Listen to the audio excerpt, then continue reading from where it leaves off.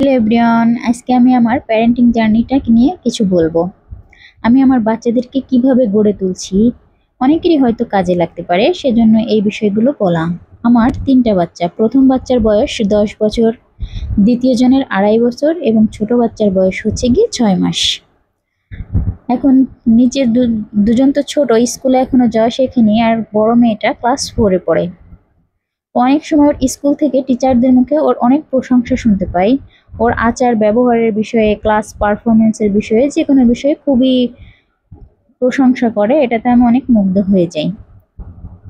ওর নিজে নিজেই, আমার ওকে কিছুই দেখিয়ে দিতে হয় না, ও নিজে নিজে সব কিছু করে। ওর হোমওয়ার্ক বলতেও হয় না, সব কিছুও কমপ্লিট করে।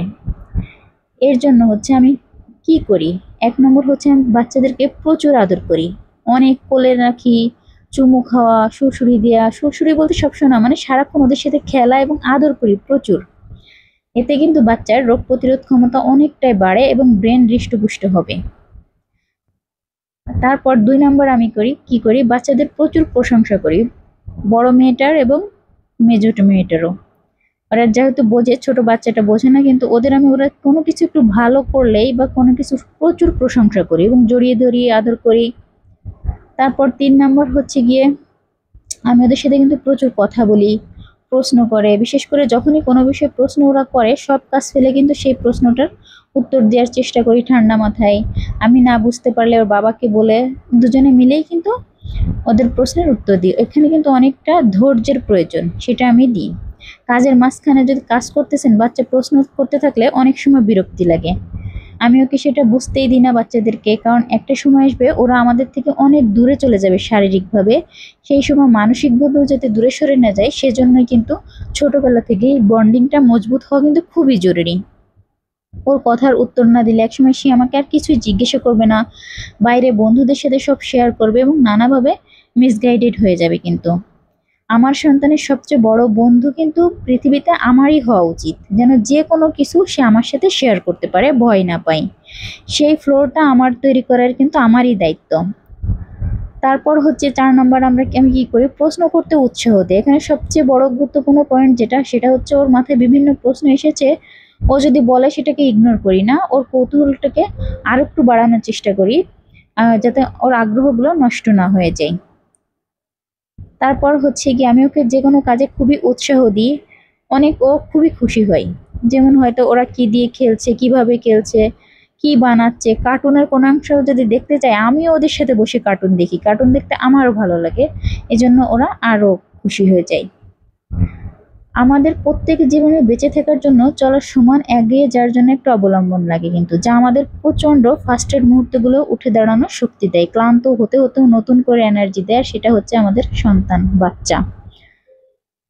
আমাদের বাস্তবতাগুলো, আমাদের স্বপ্নগুলো, আমাদের দায়বদ্ধতাগুলো, আমাদের ভালোবাসার মানুষগুলো আমাদের চলার পথে কিন্তু অনুপ্রেরণা যোগায়।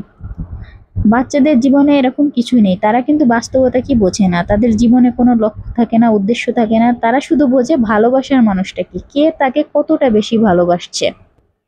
তারা মনে প্রাণে একটা জিনিসই চায়, সেটা হচ্ছে তাদের স্বীকৃতি ও ভালোবাসা। তারা একটু ভালো কিছু করলে ভালো মানুষ হতে চায়, সেজন্য না, তারা ভালো মানুষ কি, কেন হওয়া প্রয়োজন, এগুলো কিন্তু বোঝে না। তারা এগুলো করে আমাদের কাছে হচ্ছে স্বীকৃতি পাওয়ার জন্য। আমাদের ছোট ছোট স্বীকৃতি, আদর, ভালোবাসা, এগুলোই তাদের জন্য কিন্তু অনুপ্রেরণা। তারপরে একটা বিষয় গুরুত্বপূর্ণ, যে আমি ওদেরকে কিন্তু বারবার করে বলি যে আমি তোমাদেরকে ভালোবাসি। এটা ওদের জানানোর দরকার, বাচ্চাদেরকে বোঝানো দরকার যে আমরা তাদেরকে কতটা ভালোবাসি। একবার আমার মেয়েটা আমাকে বলছিল, আচ্ছা মা, আমি যদি হারিয়ে যাই তুমি কি করবা? তাই আমি শুধু বলেছিলাম আমি মরে যাব। সে মনে হচ্ছিল যে সে সব থেকে খুশি, মানে সে বুঝতে পারছে যে আমি তাকে কতটা ভালোবাসি। এটা তার মনের ভিতর কিন্তু জানাটা তার খুব দরকার। তারপর হচ্ছে বাচ্চাদের সাথে খেলাধুলা করা।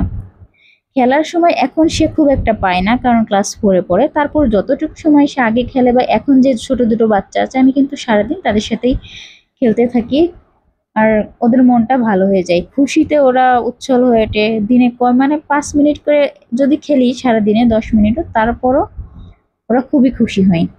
আর একটা কাজ হচ্ছে ছোট বাচ্চাদের কাঁধে নিয়ে ঘোরা, পিঠে নিয়ে ঘোরা, লুকোচুরি খেলা, এই ধরনের খেলা খেললে ওদের খুশিতে আর ধরেই না। আর একটা বাচ্চাদেরকে কখনো ধমকানো বকাঝকা এগুলো করা যাবে না। সারাক্ষণ যদি ওদের সাথে বকাঝকা ধমকানো করা হয় তাহলে ওদের ভিতর থেকে ভয়টাও কিন্তু চলে যায়। হাস্য রসিকতা, ফানি মুডে থাকা এগুলোও কিন্তু শৈশবের বড় দেওয়া একটা উপহার পাওয়া আমার। আর ওদের মধ্যে চিন্তা ভাবনাটা সুন্দর দিতে হবে। যেমন যত সুন্দর মনে শিক্ষা দিতে পারবে ততই তারা সুন্দর মানুষে পরিণত হবে।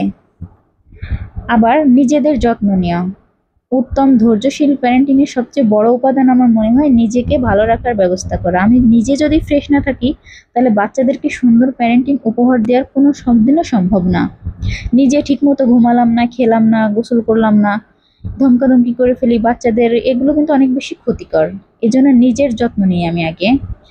একবেলা তারা না ঘুমাক, না খাক, তারপরও তাদের সাথে টক্সিক ব্যবহার করি না, যে খেলে না কেন, ঘুমাচ্ছ না কেন, এরকম।